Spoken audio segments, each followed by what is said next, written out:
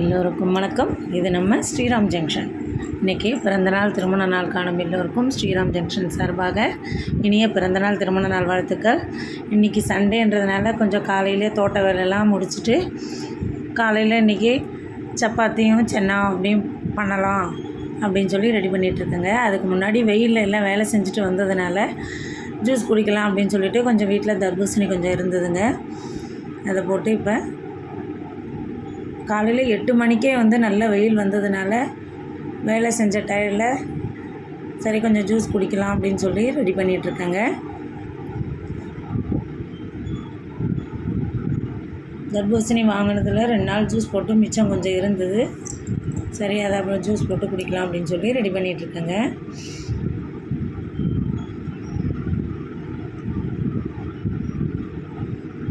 இன்றைக்கி காலையில் டிஃபனுக்கு சப்பாத்தி கொஞ்சம் பூரி கொஞ்சமும் அதுக்கு சைட் டிஷ் சென்னா பண்ணலாம் அப்படின்னு சொல்லி எல்லாம் ரெடி பண்ணி வச்சுருக்கேங்க.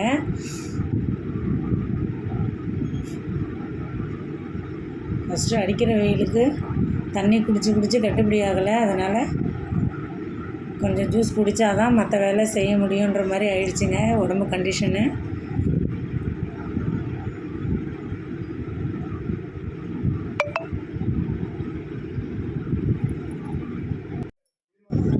ஃபஸ்ட்டு நம்ம சென்னாவுக்கு மூக்கடலை கொஞ்சம் நேற்று நைட்டு ஊற வச்சுருந்தேங்க. வெள்ளை மூக்கடலை அதை சின்ன குக்கரில் கொஞ்சம் உப்பும் மஞ்சள் பொடியும் போட்டு ஒரு 3-4 விசில் வரலும் நல்லா வேக வச்சு எடுத்துக்கலாங்க.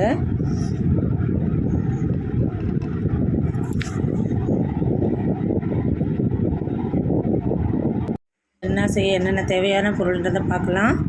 பிரிஞ்சி இலை ஒரு இலை எடுத்து வச்சுருக்கேன் கட் பண்ணி, ஒரு பட்டை கொஞ்சமாக அன்னாச்சி பூ, 3 ஏலக்காய், 1 ஸ்பூன் சோம்பு, ஒரு 1/2 ஸ்பூன் மஞ்சள் பொடி, 1 ஸ்பூன் வத்தப்பொடி, கொஞ்சம் கருவேப்பிலைங்க. இந்த பக்கம் வதக்கிறதுக்கு கொஞ்சம் வெங்காயம், ஒரே ஒரு வெங்காயமும் ஒரு தக்காளியும் கட் பண்ணி வச்சுருக்கேன். இங்கே பாருங்கள், மூக்கடலையை ஒரு 4 விசில் நல்லா வேக வச்சு எடுத்து வச்சுருக்கேன். இந்த பக்கம் பேஸ்ட்டாக அரைக்கிறதுக்கு பூண்டும் இஞ்சியும் எடுத்து வச்சுருக்கேங்க. இந்த பக்கம் விழுதாக அரைக்கிறதுக்கு ஒரு 4 வெங்காயமும் 4 தக்காளியும் கட் பண்ணி வச்சுருக்கேங்க. எல்லாத்தையும் அரைச்சிட்டு காட்டுறேன் பாருங்கள். டிமார்ட்டில் வாங்கினேன் இந்த தவாவில் தாங்க செய்ய போகிறேன். தேவையான அளவு எண்ணெய் சேர்த்துக்கலாம். கொஞ்சம் எண்ணெய் ஒரு 2 ஸ்பூன் தாராளமாகவே விடுங்க. ஏன்னா இந்த இஞ்சி பூண்டு மசாலாலாம் கொஞ்சம் வதங்கிறதுக்கு கொஞ்சம் எண்ணெய் கூட இருந்தால் நல்லாயிருக்கும். எண்ணெய் சூடாகட்டும். இப்போ நம்ம எடுத்து வச்சுருக்கிற இந்த பிரிஞ்சி இலையை சேர்த்துக்கலாம். மீடியம் ஃப்ளேம்லேயே வச்சுக்கோங்க.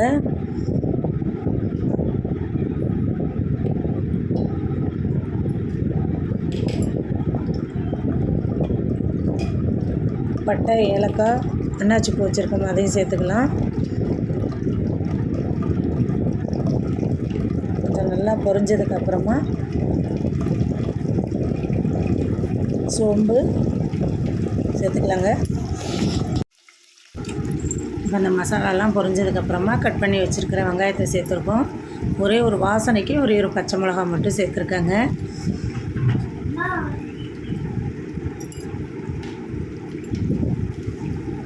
வெங்காயம் நல்லா பொன்னிறமாக வரலும் கொஞ்சம் நல்லா வதக்கி விட்டுக்கலாம். இப்போ அது வெங்காயம் வதங்கிறதுக்கு கொஞ்சம் உப்பும் சேர்த்துக்கலாங்க. இந்த டைமில் அந்த வெங்காயம் வதங்கிறதுக்கு ஏற்ற மாதிரி கொஞ்சமாக உப்பு சேர்த்துக்கலாம்.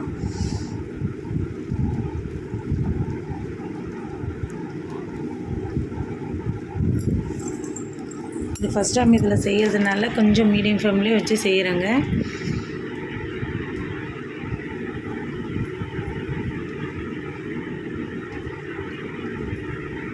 நான் ஃபஸ்ட் டைம் இந்த பாத்திரத்தில் செய்கிறேன். அதனால் எந்த அளவுக்கு ஹீட்டு தாங்கும்னு எனக்கு தெரியல.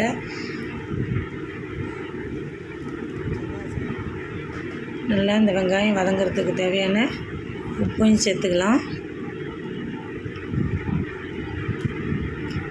ஏன்னா நம்ம மூக்கடலை வேக வைக்கிறதுக்கு அதில் கொஞ்சம் உப்பு சேர்த்துருக்கோம்.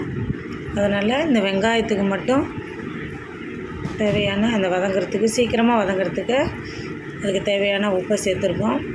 கொஞ்சம் நல்லா வதங்கின உடனே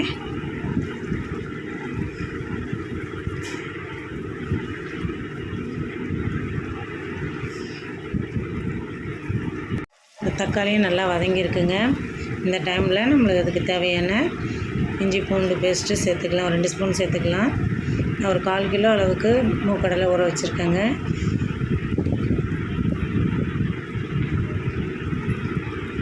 இஞ்சி பூண்டு பேஸ்ட்டு போட்டு நல்லா ஒரு தடவை நல்லா பச்சை வாசனை போகிற வரலும் வதக்கி விட்டுக்கலாங்க.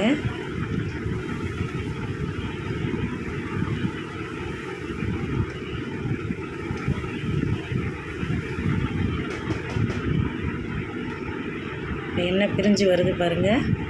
இந்த டைமில் நம்ம எடுத்து வச்சுருக்கிற மஞ்சள் பொடி,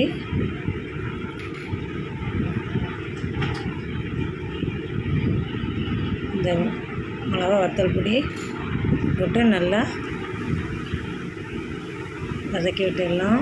இந்த பச்சை வாசனை போகிற வரலும் இந்த மசாலாலாம் சேர்த்து ஒன்றா நல்லா வதக்கி விட்டுடலாம். இப்போ மசாலாலாம் நல்லா எண்ணெயில் வதங்கி வந்திருக்கு பாருங்கள். இந்த டைமில் கொஞ்சம் கருவேப்பிலை சேர்த்துக்கலாம். சேர்த்துட்டு நல்லா வதங்கட்டோன்னு கலரி விட்டுட்டு இப்போ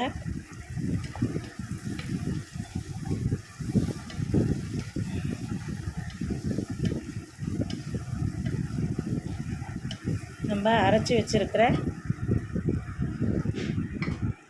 வெங்காய விழுது வந்து சேர்த்துக்கலாம்.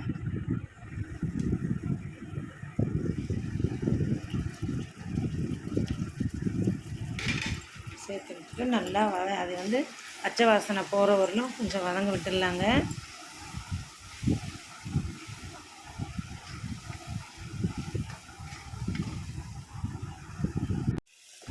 வெங்காயம் விழுது நல்லா வதங்கி வந்திருக்கு பாருங்கள்.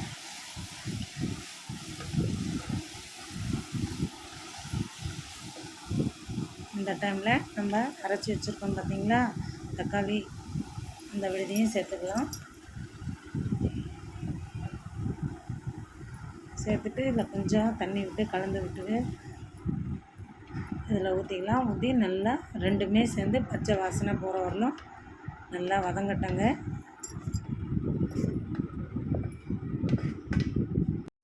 இப்போ எல்லாத்தையும் சேர்த்து வதக்கும்போது இந்த மாதிரி மூடி வச்சிடணும். ஏன்னா அதை வதங்கும்போது மேலே தெரிக்குங்க அந்த கிரேவி.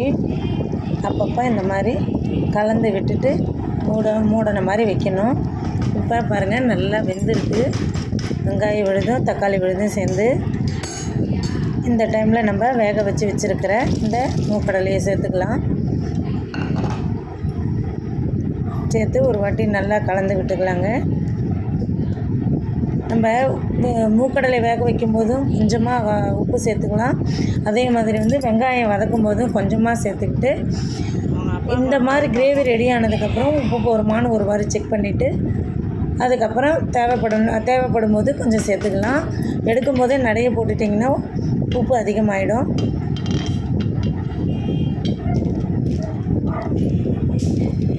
இப்போ நம்ம இதுக்கு தேவையான சென்னா மசாலா பாக்கெட்டு, இது வந்து சின்ன பாக்கெட்டுங்க, என்ன நிறைய போடுறேன்னு பார்க்காதீங்க, சின்ன பாக்கெட் இது. அதனால் இப்போ நான் போடுற அளவுக்கு ஏற்ற இது ஒரு பாக்கெட் போட்டோன்னா எனக்கு கரெக்டாக இருக்குங்க இந்த ஃப்ளேவரு.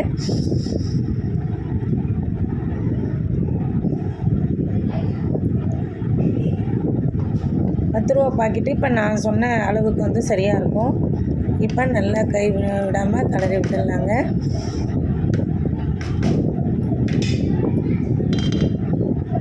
இப்போ கொஞ்சம் வேகட்டோன்னு மூடி வச்சிடலாம். ஒரு 10 நிமிஷம் கழித்து பார்க்கலாங்க. இப்போ நம்ம பூரிக்கு தனியாகவும் சப்பாத்திக்கு தனியாகவும் மாவு பிசைஞ்சு எடுத்துக்கலாம். இப்போ நான் கிரைண்டரில் தாங்க போட்டிருக்கேன். இப்போ 1 கப்பு மைதா மாவு, 1 கப்பு கோதுமை மாவு எடுத்துக்கிட்டேன். அதில் 2 ஸ்பூன் அளவு ரவை சேர்த்துக்கிட்டேங்க. சேர்த்து தேவையான அளவு சால்ட்டு போட்டு ஃபஸ்ட்டு நல்லா கொஞ்சம் மாவு கலரட்டோன்னு சொல்லி கொஞ்சம் ஓட விட்டுட்டு அதுக்கப்புறமா தேவையான அளவு கொஞ்சம் கொஞ்சமாக தண்ணி சேர்த்துக்கலாங்க. இதுக்கு வந்து சாதா தண்ணி தாங்க சேர்த்துருக்கேன், ஜில்லுன்னு இருக்கிற தண்ணி.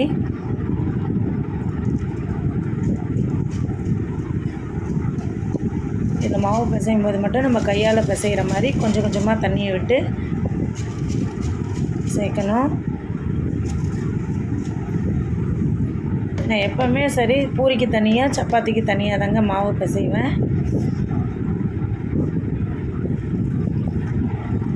இது நல்லா மாவு பிணைஞ்ச உடனே உங்களுக்கு நான் எடுத்து காட்டுறேன் பாருங்கள்.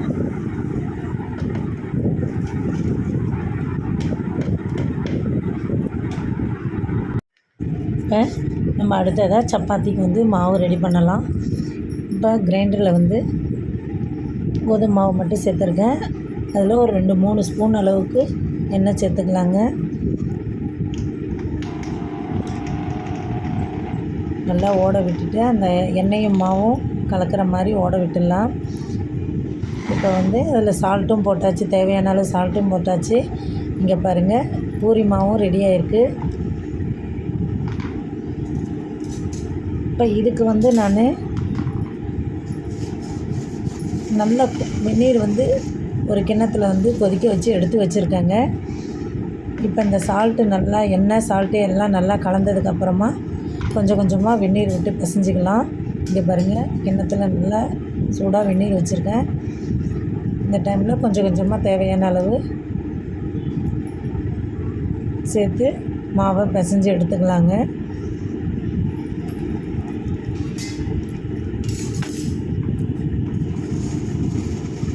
மாவு பிசைஞ்சு எடுத்ததுக்கப்புறம் வச்சு காட்டுறேன் பாருங்கள். இந்த பக்கம் வானலை மாவுலாம் பிசைஞ்சு திரட்டி வச்சாச்சுங்க. இப்போ ஃபஸ்ட்டு வந்து பூரி போட்டு எடுத்துக்கலாம்.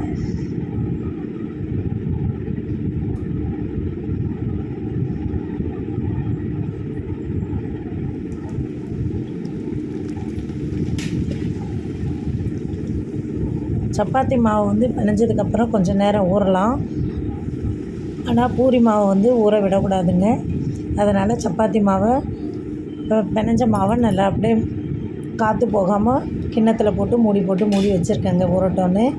ஃபஸ்ட்டு வந்து அதனால தான் பூரியை போட்டு எடுத்துக்கலாம் அப்படின்னு சொல்லி ரெடி பண்ணி பூரியை போட்டு எடுத்துகிட்ருக்கேன்.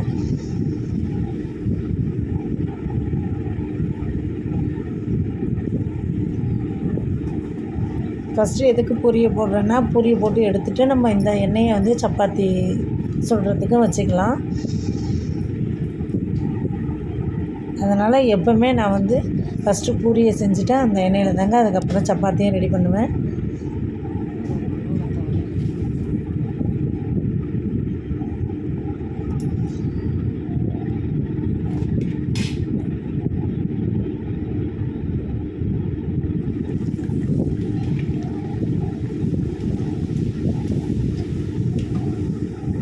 நல்லா எவ்வளோ புசு புசுன்னு வருது பாருங்கள்.